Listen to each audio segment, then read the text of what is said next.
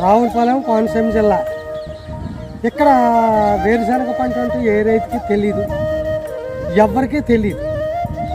దీని గురించి నాకు తెలీదు, నేనేమో గొప్ప ఏమి కాదు, నాకు కూడా తెలియదు ఈ పంట గురించి. అయితే గతంలో ఇది మినిమలేసాం, చిలకలు శుభ్రంగా భోజనం చేసేస్తాను, దిగిన పిండి దిగినట్టే. ఇసుకొచ్చేసి ఇంకా కాయ లేక పీకేసి పక్కన ఆడేసి పోనీ కాంతి నేల మట్టుకు ఎరిసెనగ వేసి చూద్దాం ఎలా ఉంటుందో.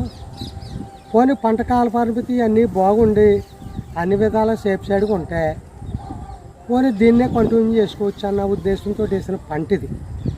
కానీ ఎంత కాస్తుందో చూద్దాం అనేసి ఏ రకమైన ఎరువులు కానీ ఏమీ వేయలేదు. ఒక ఆర్గానిక్కే మనం వాడేదంతా కూడా. ఆ ఆర్గానిక్ వల్ల ఈ కాయలు దిగుబడి, పంటకి తెగులు రోగం లేకపోవటం బాగుంది.